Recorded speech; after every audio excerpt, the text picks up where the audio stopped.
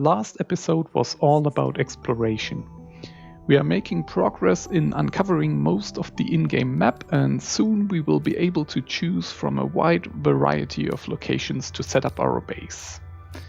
Before we do that, however, we are going to make our life easier by acquiring some cash. Just a handful million credits to kickstart our empire. And we also want to upgrade our player ship to a M6 corvette, preferably a fast and combat-worthy one. I briefly mentioned vanilla missions to keep your early maintenance under control, and that you should look for second-hand ships on sale. This will get a small explorer fleet going, and we also need some trade ships when we finally choose to settle down. Let's talk about companies. They are completely new entities in Mayhem. Lore-wise, they are explained as trans-dimensional corporations. It's a little bit over the top if you ask me. I like to simply view them as resistance or rebel groups who operate from inside the major factions like Argons or Split. Their only physical presence in the game world are salvage ships like this one. They will scoop up loot and bailed ships, and you are kind of competing with them in this regard. But you should leave them unharmed. There are 7 of these new companies, and each is enemy with a certain race. You can win their favor by destroying ships of their nemesis faction or by doing side quests for them. They will frequently post missions in the Ministry of War. You don't have to accept those, but they will expire after some time. Remember that damaged fighter we parked at the shipyard last time? I did that so I can tackle these early game combat missions before I have a corvette. The best mission that you should really keep your eyes open for is the collect mission. Here we completed a steal mission, which just asks us to dock at a certain station and then transfers control over a combat-ready heavy fighter. That's nice. The pre-installed weapons are worth much more than this fighter though, and I'm going to sell it. Just be careful that you will start a special plot with the very group that you hit 100 reputation points first. It ties into the main storyline, and it will ask you to destroy ships of their nemesis race later on. If that happens to be your preferred ally, things could get a little complicated. So please be nice and stay away from the Sailcrest Corporation for now. They hate Teladis. That means that you should hate them.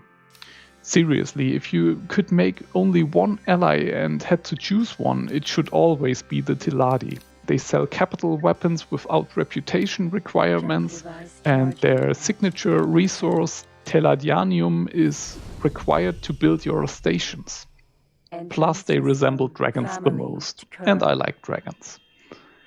You should keep your eyes open for bailed ships. Even if you don't plan to use the ship itself, they often carry valuable cargo. This Teladi Vulture, for example, carries 57 countermeasures, called chaff. This is good money for you in this stage. You should also be seeing multiple fighter drops in hostile border sectors. It's their armament that is usually worth the most to you. Just transfer these goods to your player ship if enemies are still around. The ships themselves are worthless to you and get quickly chased down by pirates or xenon. Don't bother saving them. The serious loot drops are usually located in war zones. Observe the Ministry of War from time to time and check if there are any ongoing invasions. If you see a race name written in red letters, it is currently attacking the green one and tries to capture the sector. It would be wise to take a look at these sectors and also place satellites there. The Paranids are already pushing into the main Argon cluster from the southwest. But they are just showing off. The real war is going to take some time. Valuable loot is already dropping though, and it's ready for the taking. The satellite monitoring menu will keep you in the picture when you are far away. It also displays ongoing invasions and abandoned ships. If you stay busy, you will eventually make some sensational findings, like this Drake here. It's a trade ship of the next generation. Big cargo, heavily shielded, decent speed, perfectly suited to loot in dangerous places, as a refuel shuttle or special delivery trade runner. But I don't use this so-called TS Plus ships for my ordinary workhorse fleet. They are too expensive for that. And this one here is so heavily damaged that I'm not going to pay for the repairs, but wait until my own people can use some duct tape to fix it back together. It's way cheaper this way.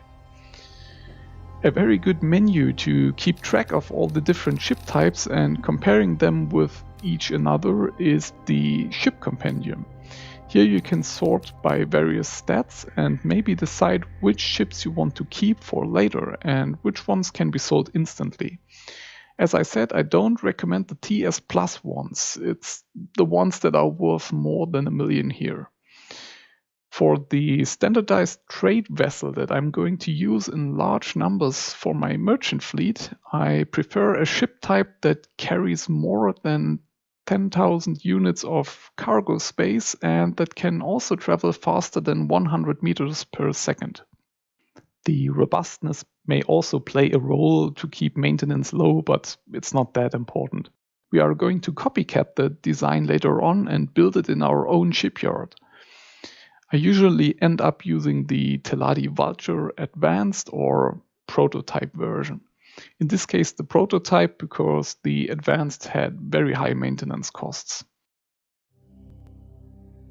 Now this is what I've been waiting for.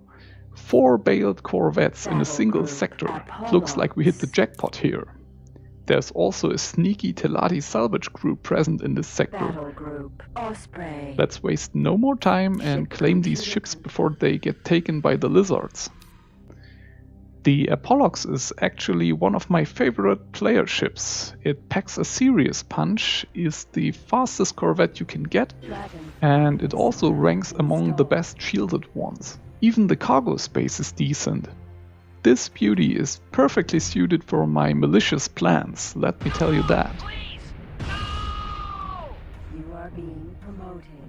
You have lost recognition.